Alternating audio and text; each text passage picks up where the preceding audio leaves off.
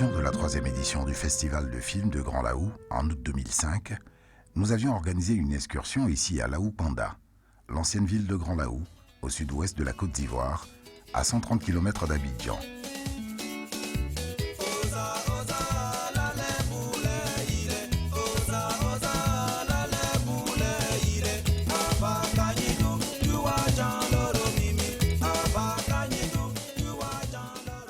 Pour mes amis et pour la plupart d'entre nous, c'était la première fois d'y mettre les pieds. À cet endroit-ci, nous avions pris ensemble le bac pour la traversée.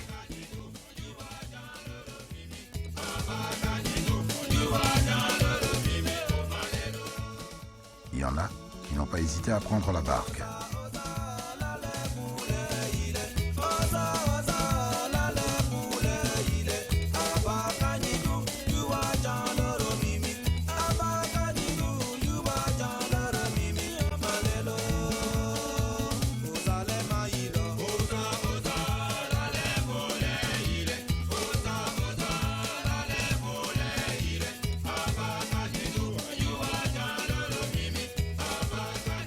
Ensuite, nous avions marché entre les maisons sur près d'1 kilomètre pour aller jouer au foot et regarder les pêcheurs au filet.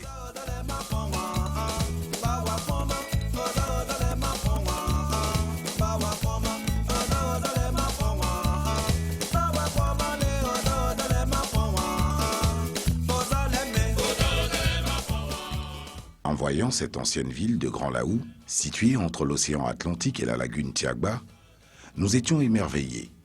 Et l'équipe en a gardé de bons souvenirs. On a visité l'ancienne ville de Grand Laou. Ensuite, on est passé à l'école de pêche. Il y avait du poisson frais. Les amis ont acheté du poisson, on s'est vraiment régalé par la suite. On a visité l'île au Saint-Pangé. C'était vraiment attrayant de voir les animaux qui s'amusaient. Et puis, il y a le village même, le sable fin sur lequel on pouvait se coucher sans que ça te salisse. Et puis, on ne s'est pas ennuyé, les amis ont joué au foot.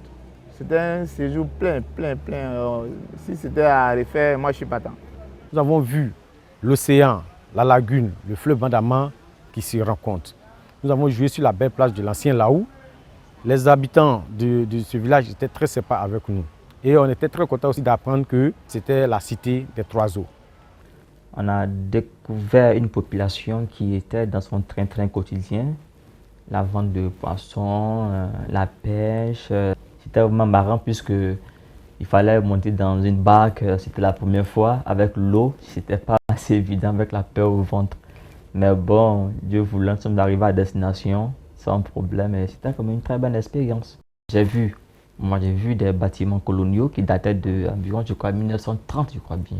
C'était pour moi riche puisque voir un bâtiment colonial comme ça veut dire qu'il y a une très grande histoire derrière.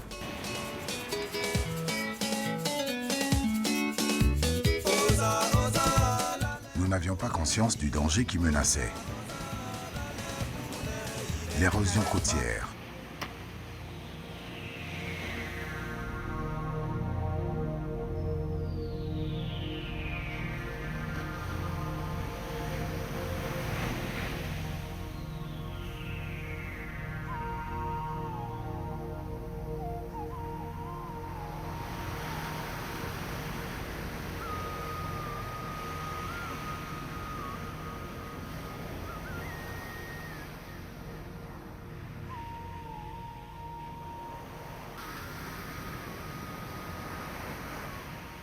Cette érosion va constituer une préoccupation pour les habitants.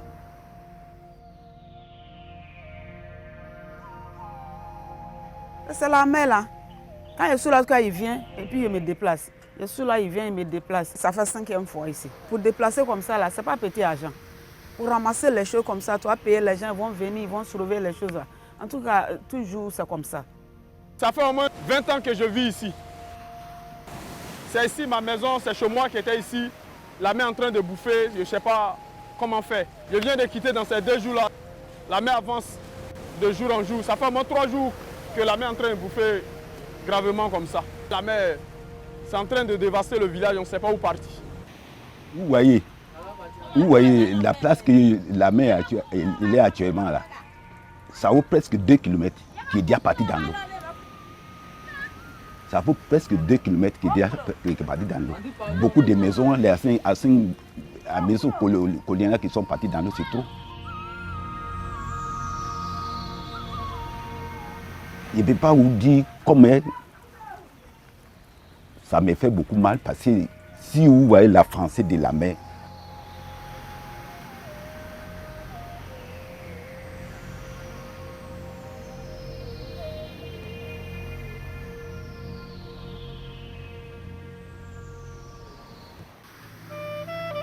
Lorsque, quelques années plus tard, nous sommes revenus sur les lieux, je n'avais que mes yeux pour constater les dégâts. Un véritable désastre.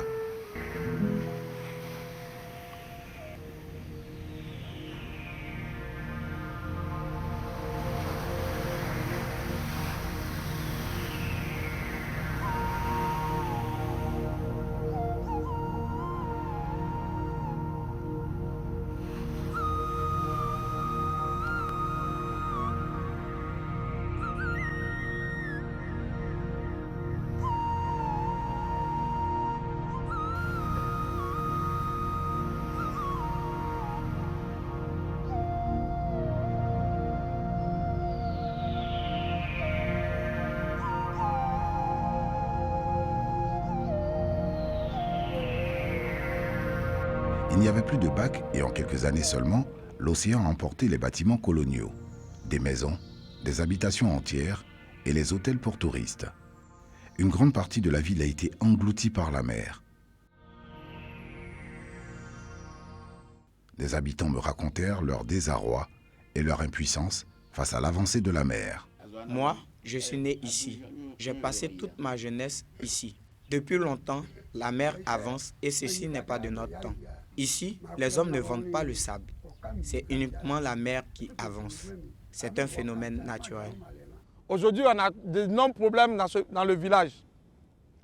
Voici, la mer a pris le village au moins 4 km. Vous regardez de l'autre côté par là, il y avait de grandes maisons. Derrière, il y avait le phare de Laou.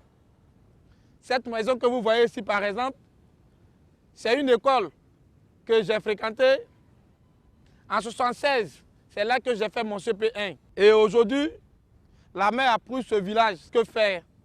Il y avait ici un peu ce qu'on appelait du tourisme. C'était du tourisme vrai. Actuellement, là, ce n'est plus le cas. Tout le monde a fui le site. Pourquoi le site est menaçant? Malheureusement, les scientifiques affirment que le phénomène est irréversible du fait du changement climatique et de la montée des eaux. Laou Panda fait partie de ce que nous appelons les sites critiques au niveau des points sensibles du littoral ivoirien en matière d'érosion côtière. Les atouts de cette ville, du fait d'être au bord de l'embouchure du Bandama, deviennent aujourd'hui, comme on peut le voir, un véritable problème parce que pour l'essentiel de la destruction de ce cordon littoral, tout part de la migration vers l'ouest de l'embouchure du fleuve Bandama. À cette situation difficile liée à la migration de l'embouchure, il faut prendre en compte l'effet conjugué de l'érosion côtière qui n'est pas du tout négligeable et comme on peut s'en rendre compte, le premier phare de Laou implanté dans les années 1907 a été détruit et se trouve aujourd'hui sous les eaux au large de Laou. Et l'anecdote veut que le deuxième phare même prévu pour le remplacer a dû être déplacé lui aussi parce que l'érosion côtière a fini par l'atteindre. Donc, on peut se résumer pour dire au niveau de la situation de Laou Panda que la ville est victime de la conjonction défavorable de la migration inexorable vers l'ouest de l'embouchure du Bandama, mais aussi de l'érosion continue du littoral et du recul très sensible du trait de côte depuis une trentaine d'années que nous suivons cette station. Les habitants de Laou Panda, qui sont en majorité les pêcheurs, n'ont pas d'autre choix que de reculer ou d'aller s'installer ailleurs, loin de la mer nourricière, qui les chasse. Ce qui n'est pas sans effet. Bon, en tant que pêcheur et riverain, c'est dur de quitter l'eau. C'est ça notre problème. Parce qu'aller à la ville, revenir payer le transport, venir prendre sa pirogue, aller le soir refaire cette même rotation-là. Pour nous les pauvres, là, c'est pas ça.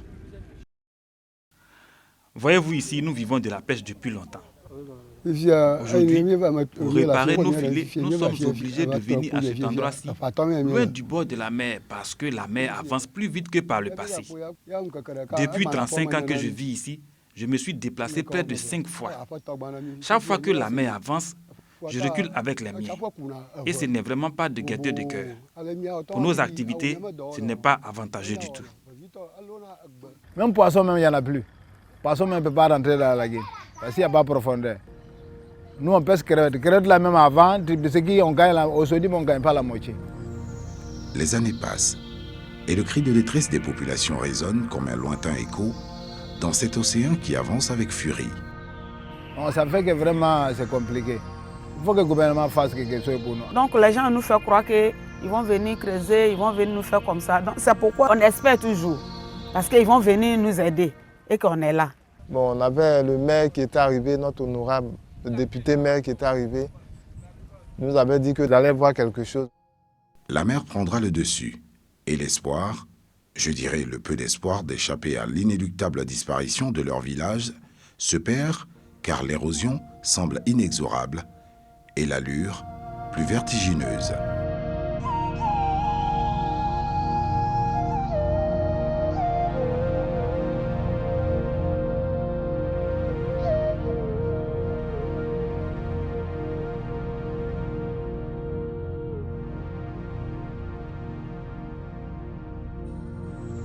Depuis le souvenir là aussi, cette année-là, je n'ai jamais vu que la mer a bouffé comme ça.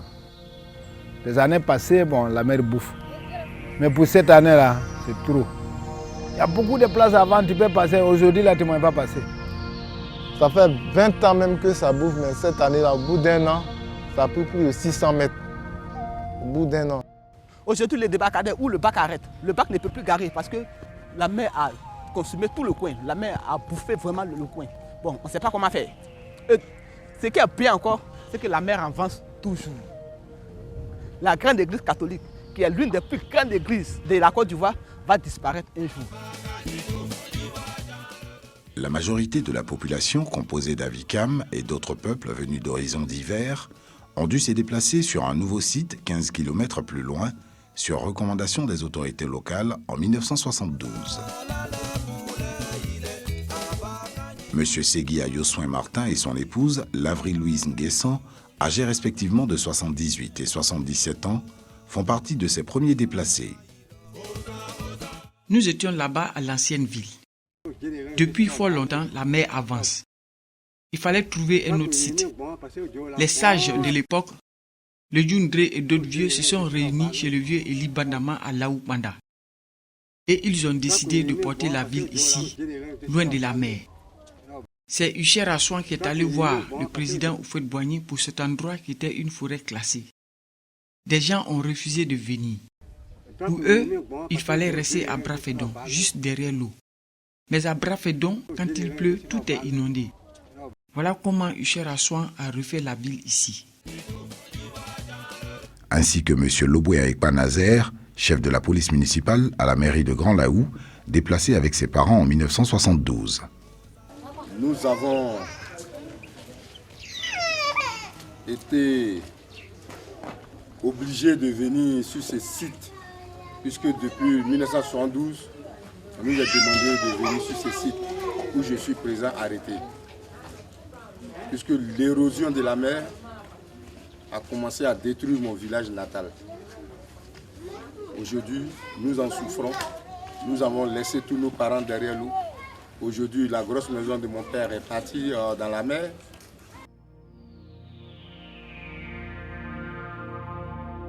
Quitter son village et abandonner les siens n'a jamais été de gaieté de cœur. Que de regrets. Que de nostalgie. Là-bas, nous avions nos danses, nos distractions. Ici, c'est différent. Nous sommes tous dispersés. Nous n'avons plus nos activités de là-bas. Nous avons tout perdu. Regardez, à 77 ans, Nous ressemblons à des personnes de 90 ans. Nous avons toujours des soucis.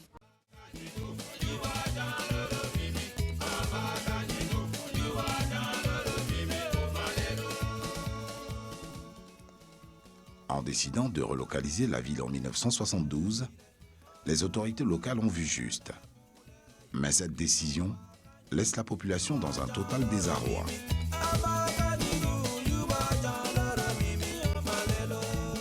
Aujourd'hui, là, nous voulons quitter. Mais comment partir avec tous ces villas que les gens ont construits? Je demande aux cadres de la région, si vraiment ils aiment les villages, ils n'ont qu'à s'entendre, voir le maire, le préfet, le conseil général.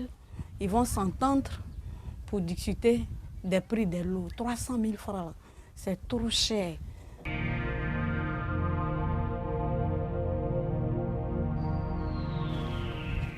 La mer en face.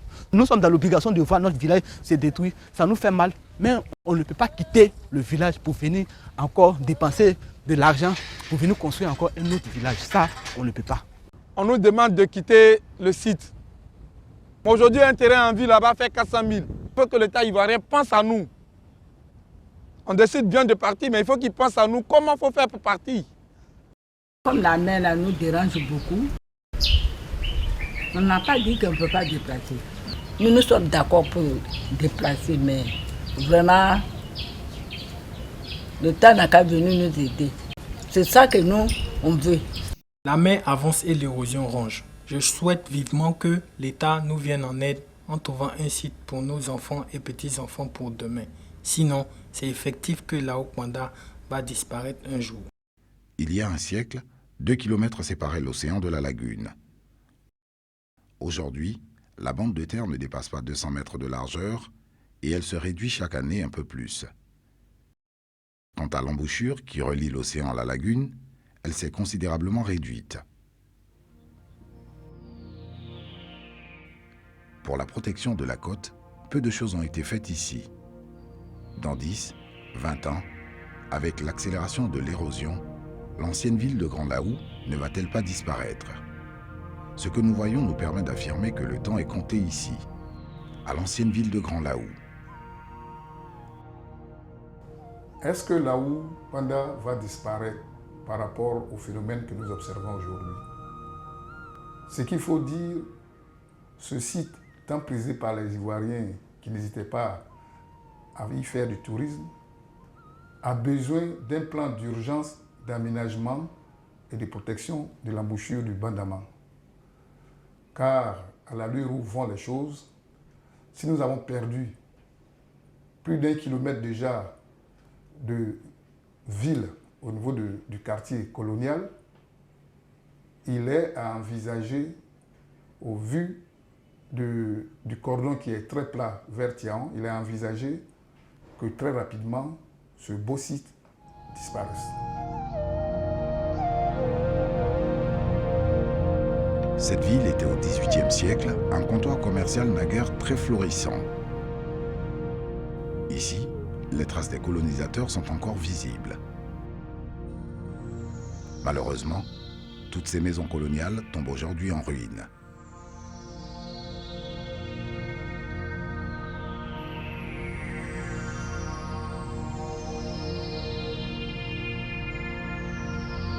Ces ruines témoignent éloquemment de leur splendeur passée. La disparition de la ville serait synonyme de la disparition d'un pan de l'histoire ivoirienne. Ça va être tristesse et déconcertation que je vois tout ce qui se passe du côté de Laou Panda.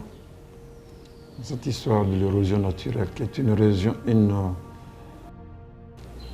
C'est un problème qui concerne toute une nation.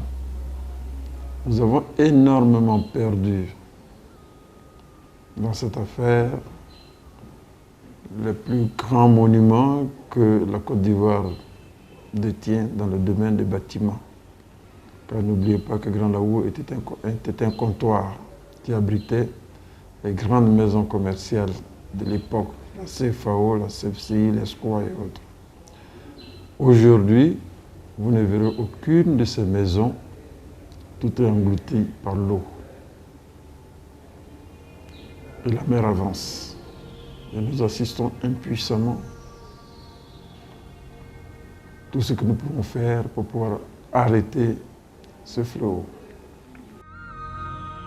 Laissés à leur triste sort, ces habitants impuissants regardent les ravages causés par l'avancée de la mer. Il y a quelques années, les populations n'ont pas manqué de crier leur ras-le-bol en paralysant la circulation sur la côtière pour protester contre l'inaction des autorités ivoiriennes. Nous avons fait un sitting pour demander de l'aide à l'État. Nous avons barré la route internationale Abidjan-San Pedro pour que l'État puisse nous venir en aide pour pouvoir creuser l'embouchure. Jusqu'au jour de maintenant, nous n'avons rien vu à part un pot clé pour venir creuser une embouchure. Vraiment, nous demandons beaucoup à l'État de nous venir en aide. Nous avons quand même de l'espoir. Nous sommes convaincus que l'État pourra nous entendre afin qu'on vienne sauver Grand Laou de cette situation et nous permettre de sauvegarder ce qui, jusqu'à présent, nous reste. Sinon, si on attend encore plus, ce sera vraiment catastrophique. Ce sera l'ancienne ville de Grand Laou qui va disparaître sous la mer. Des phénomènes tels que ceux que l'on observe à Grand Laou sont aussi visibles sur tout le littoral ivoirien. À Abidjan, l'inquiétude est grande chez les populations de Port-Boué et du côté du quartier d'Adioufou, situé entre l'aéroport et l'océan. La mer nous dérange beaucoup, beaucoup de dégâts. Souvent, il n'y a même pas de clients à cause de l'eau, la montée des eaux. Quand ça vient fortement, tout ici est mouillé, jusqu'à dehors. Souvent, les chauffeurs nous demandent, mais qu'est-ce qui se passe ici? On dit non, c'est la mer qui a traversé. Certains ne croient pas, pourtant c'est la réalité. Nous qui vivons la chose, c'est nous qui sommes ici qui savons plus. Les saisons pluvieuses surtout, la saison pluvieuse qui vient de passer là. À l'hôtel, là, il a eu 2 chambres cassées. C'est rentré jusqu'à chez le patron. Dans la douche, tout a été inondé, les miroirs sont cassés dedans là-bas à cause des secousses, tout ça. Nous, on ne croyait pas. On est venu même, on a filmé même avec notre téléphone, tout ça, pour montrer à des amis. Vraiment, c'était... Je ne sais pas quoi dire. Vraiment, c'était... Le restaurant est fermé souvent, parce qu'on ne peut pas faire autrement. Le gouvernement trouve une solution pour ça, parce que vraiment, ça nous fatigue. À Grand Bassam, à Sini et San Pedro, la mer est menaçante.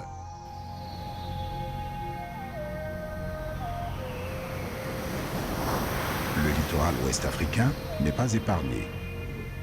L'érosion côtière est menaçante du Sénégal au Nigeria. Existe-t-il des solutions pour freiner cette érosion et les pouvoirs publics en Afrique de l'Ouest peuvent-ils agir concrètement? Il est donc temps que soient élaborées des stratégies idoines pour une adaptation convenable des populations du littoral aux effets des changements climatiques. Ces précautions indispensables exigent de la part des pouvoirs publics une inscription du sujet au nombre des priorités nationales. Agissons sans tarder, maintenant. Ayole, Adoulé, Ramlele, Sadrole, La Toulousie, Amalele, Abibale. Nini Kale Maleta Majansuyo, Jami Tomba Kelom Nilele, Jano Yubule Talavazulo, Jamile.